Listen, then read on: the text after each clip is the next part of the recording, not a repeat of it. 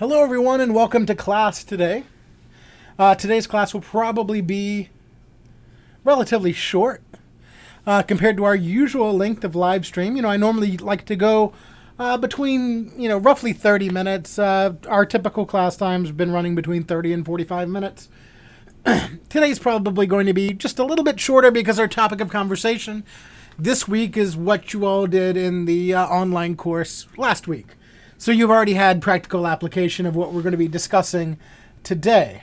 So me talking about it to you at length is probably not going to be as much worth your time. Remember that these live stream sessions are kind of separate from the stuff that we're doing in the Blackboard class. And we're just kind of working through things and doing them just in a little different way. So we're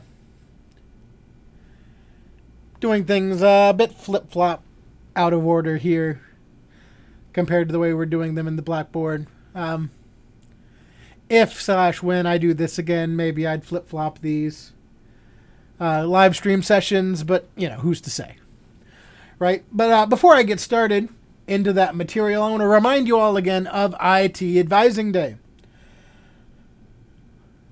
I'm going to talk to you about it again right now, and I'm going to post an announcement about it in the course soon. I want as many of you as possible to come. I know you're not all able to come, but I would like to see as many people who are able to come, because it is a good opportunity to get some stuff knocked out. Just go ahead and get it all taken care of in one shot. It's Monday, October 28th, so that's 1 week from today, at 10:30 a.m. So I know that's when, a lot of you who are working, that's when you're working, most likely. So I know that you can't really come at that time. So I get it. But if you're able to, come join us. It's going to be in room 2050 in the Jack Hunt Campus Center. That's the room that's sort of off to the side over there near the data center. It's the fancy technology classroom that's upstairs in the main building there, if you've ever had class in that before. The one where the monitors rise up and go back down automatically. But we take care of a lot of stuff at the IT Advising Day. We go ahead and do advising and registration for spring. For those of you who are graduating, we go ahead and complete graduation applications. Most, if not all, of the IT instructors will be there. Some career coaches will be there. And, we're just going to be taking care of everything we need to take care of, just as like a one-stop shop right there. That's the first day registration is open for spring registration. Go ahead and get it knocked out on day one when registration's open, and then you don't have to worry about it again, right? So you can just go ahead and get finished and, focus on the rest of the semester, and then come spring, it's already done and ready for you, and you just start and do your spring work. So once again, that's next Monday, October 28th, 10:30 a.m., room 2050, in the Jack Hunt Campus Center. That's upstairs near the data center. Register for spring. Get your graduation applications done. One-stop shop right there.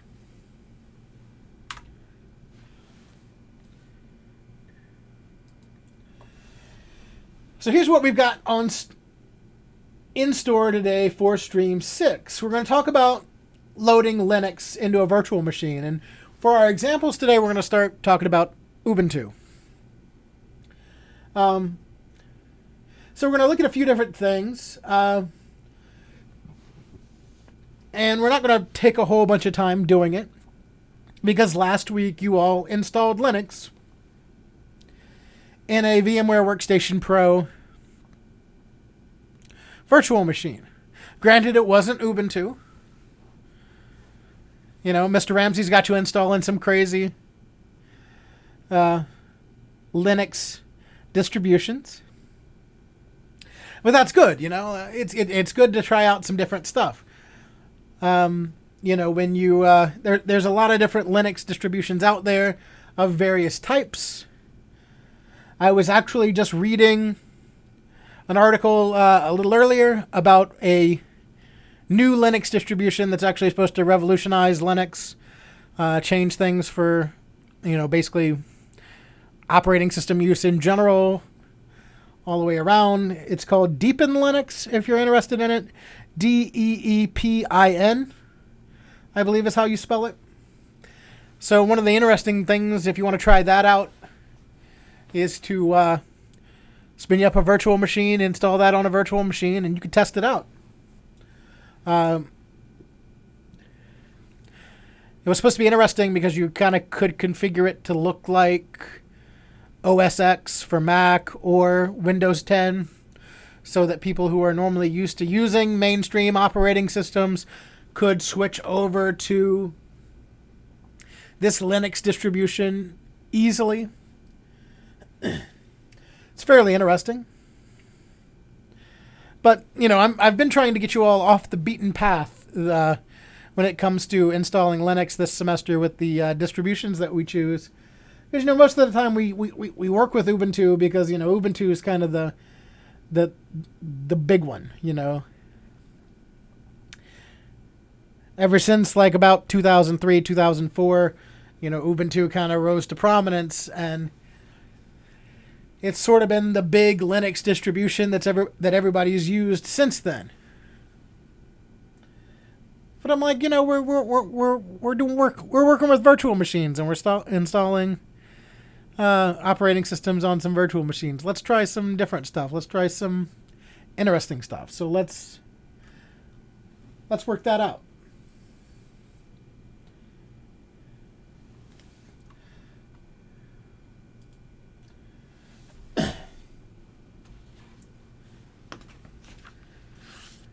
So the first thing I want to talk about here is why Linux?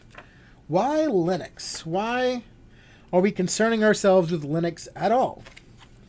The vast majority of machines that you encounter out there in the world, especially host machines, end user machines, are Windows based. And I have some old data here, but it hasn't really changed all that much. According to the International Data Corporation, back in 2011,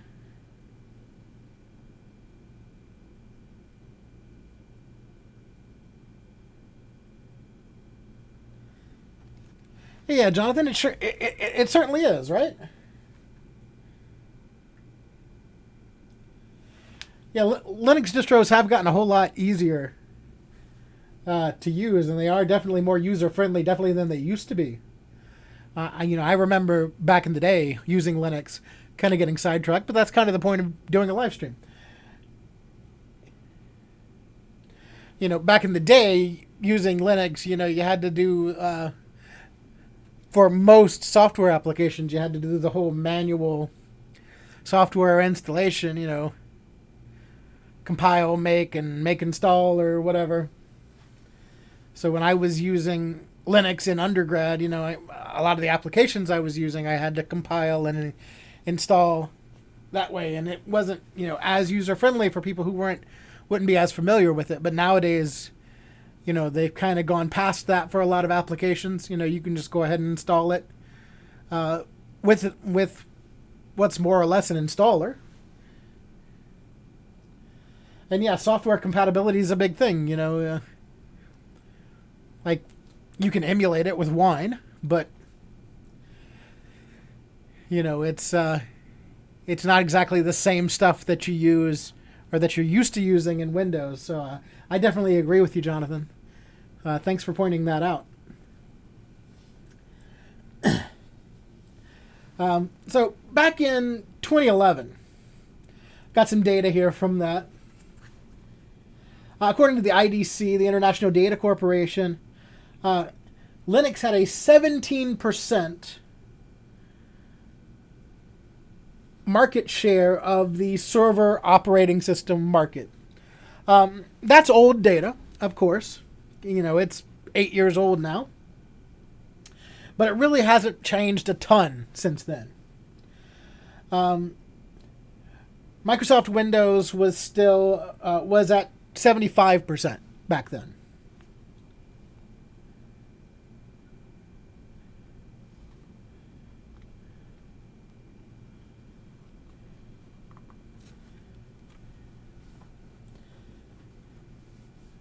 Interesting point, Jonathan. I agree.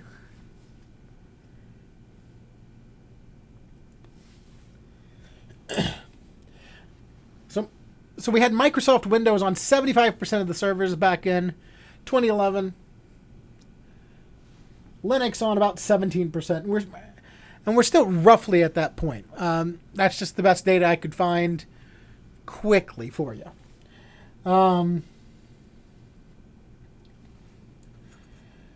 So it's kind of... So when we're looking at like virtualizing hosts and virtualizing machines, we ask ourselves why Linux.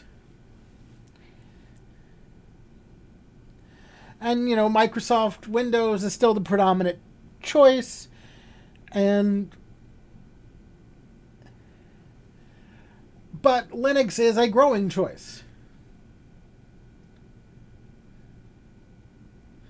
As these older proprietary systems are falling out of favor, those legacy applications are being migrated to Linux. So we see a fall in the amount of Windows servers, a rise in the amount of Linux servers. More or less just because Linux is free, or the majority of Linux distributions are free. Now today, I would say that it might be a little different because we have some other situations that are kind of built into that.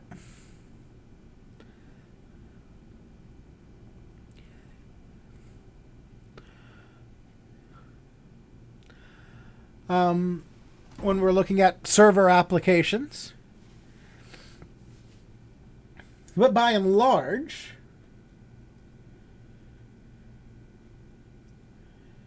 we are seeing some migration to Linux over time.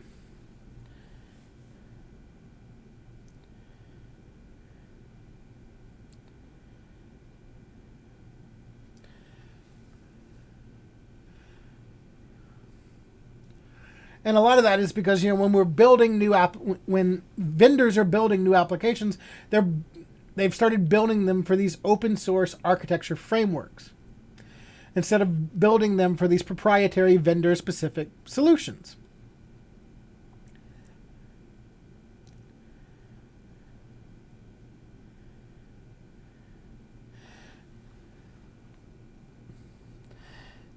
So, you had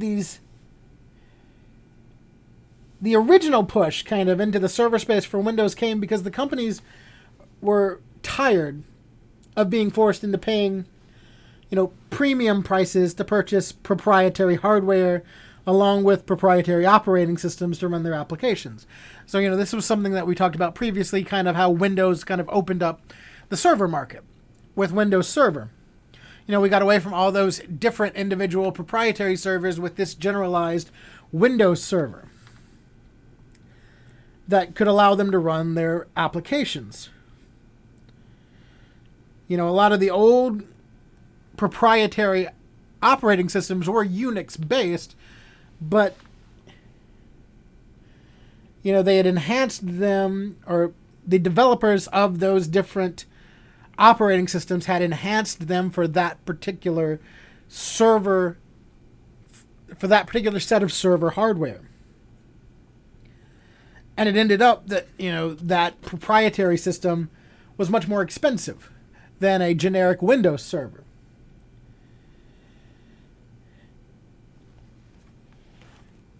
But now we're coming down the line from that. And we're coming down the line from that with the fact that we're able to run these general Linux distributions on standardized hardware. So the cost disparity between Windows platforms and the generic Linux hardware server, or Linux on a generic hardware server rather, is major. Just because Windows costs money, Linux doesn't. In most cases, there are some instances where, specifically looking mostly at Red Hat there.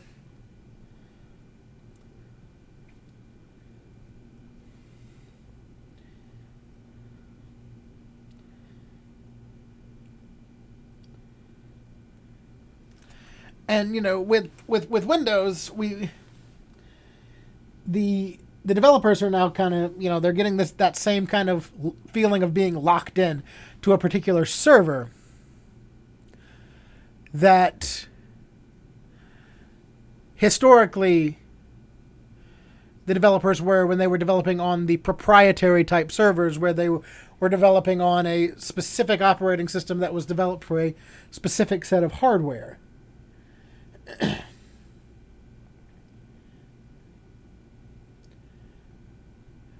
So we have this less expensive option that is becoming more and more user-friendly as time goes by.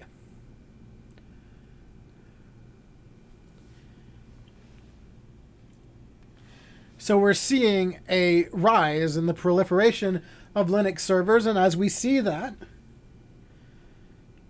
comes the need for virtualization, of course, as we've mentioned previously. So I'm not going to spend a ton of time talking about this, installing Linux into a VM, because you all did it last week. It's the same process as installing Linux onto a physical server or a physical host. You're choosing the boot device at power on, you're putting your ISO boot device into the host, whether it's a DVD or a flash drive or whatever you've got. You followed a certain walkthrough last week, but there's many different ways that you can install it. It was kind of like what we were talking about last week when we were talking about installing Windows. There's a way that we can do it, but when we install any kind of operating system, really, we're installing something that, needs to be configured as we're installing it. So that configuration and kind of how we do things and how we configure things along the way can change. And I'd say that last line there is actually more of an old school way of thinking than it is today. We could say that Linux involves more understanding of the installation process than Windows, but not anymore, not really.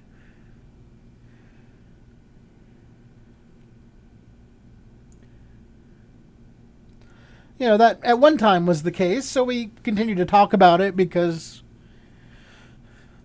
it still exists in some instances, but overall, Linux nowadays is just as friendly as anything else to install and use, as long as you have a little bit of experience with it. And you've all done that now. You've installed Linux operating system a couple times now.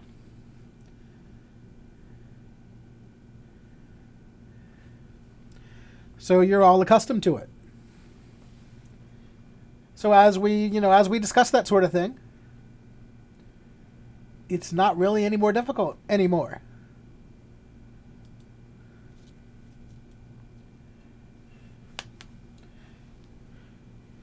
So the Linux installer can only see what's been allocated to the virtual machine. This is that whole process of the hypervisor sort of tricking the virtual machine into seeing the hardware resources that you've allocated to it, the virtual resources.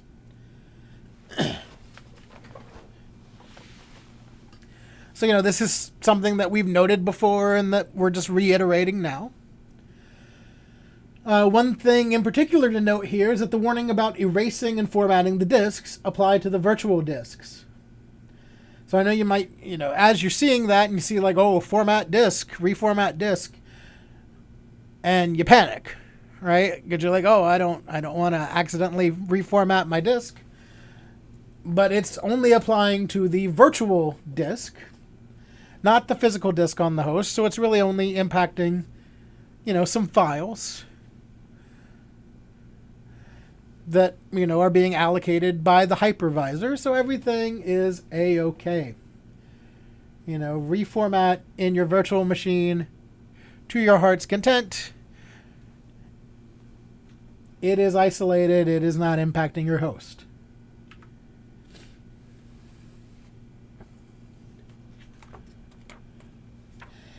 Now, with Linux installations, we do have something called guest editions.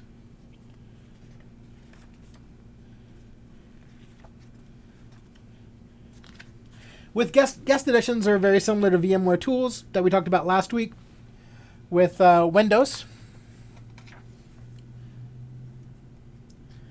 They're installed to enhance the user experience, improve performance, and help manage the VM.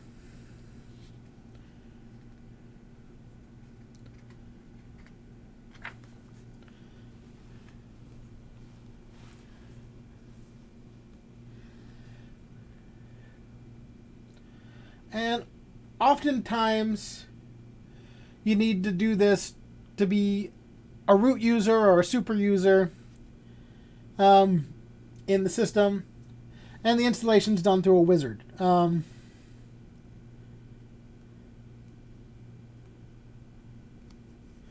a similar way that we talked about last week, you choose the install VMware tools option from the virtual machine menu, and it goes through the whole thing.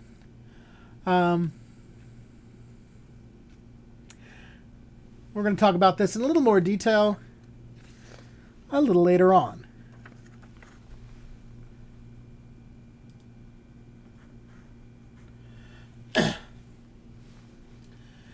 So the Linux virtual machine can only see what's been allocated to it. We allocate to the virtual machine a similar amount of resources that we did to the Windows virtual machine that we talked about last week. The minimum requirements we have listed here: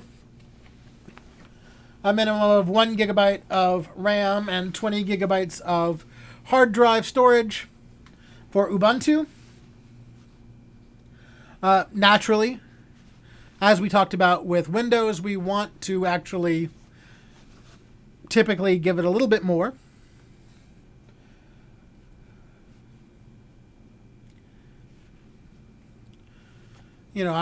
I'll typically, give it 2 gigabytes of memory for a machine that I'm not going to do much on. I might leave it at 20 gigabytes of hard drive space, might bump it up to 30 if I have the resources available to me on my host machine. In this instance, one of the places where that RAM is where you're going to want to be a little more generous, perhaps, than the minimum requirements asks you to be. It's always nicer to give it a little more RAM when it's available on your host machine.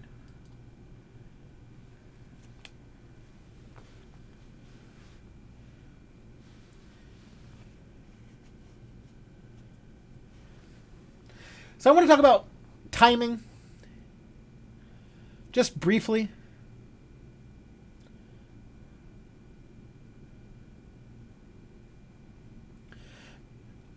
Because it's not really an issue today. However, if you were to get into an environment where they've virtualized some older versions of Linux, you might run into some timing issues. So just on the off chance that something like this happens, I was just like, well, maybe we should talk about that for just a minute. All virtual machines require proper time synchronization. However, Linux in the past had been particularly susceptible to timing issues. And when we're talking about timing issues here, we're talking about clock speed and process timing.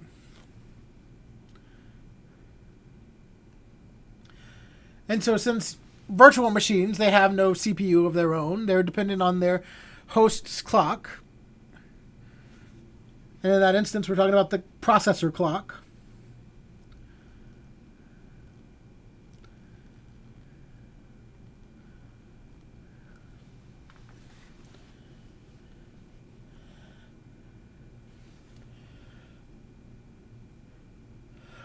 One thing that helps us out here is something called the NTP, or Network Time Protocol. This allows multiple hosts to stay in time sync.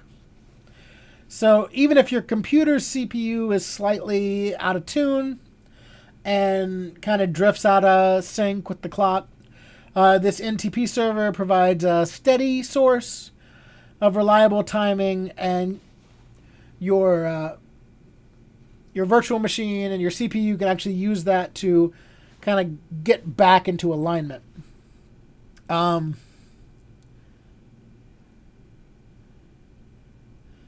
That way, if we can take and we can tie a bunch of virtual machines to the same NTP server, we can guarantee synchronization between all of them, because they're keeping time related to the same, network time protocol server.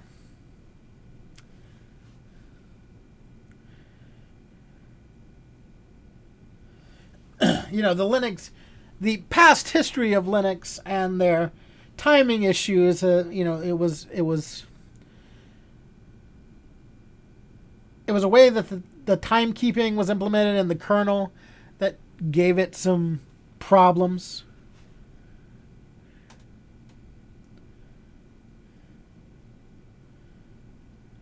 But nowadays, as Linux kernels have matured, we've basically solved these problems. So really, you'd only have to worry about something like this if you enter into an environment where they're virtualizing older versions of Linux for some reason. Maybe it's some kind of research environment or some kind of specialized protocol environment or something of that nature. So it's not going to be a big deal anymore. It's not going to, this doesn't exist now. But it is something that you should be aware of just in case.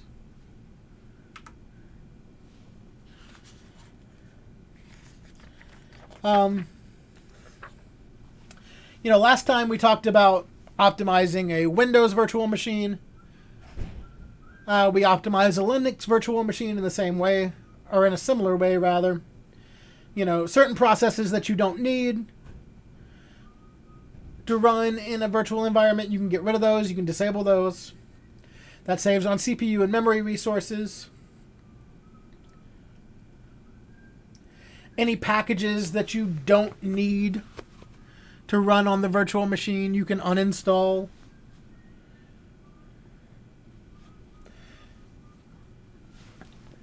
One place where Linux is really good is in having a plethora of metrics available for you to look at and review.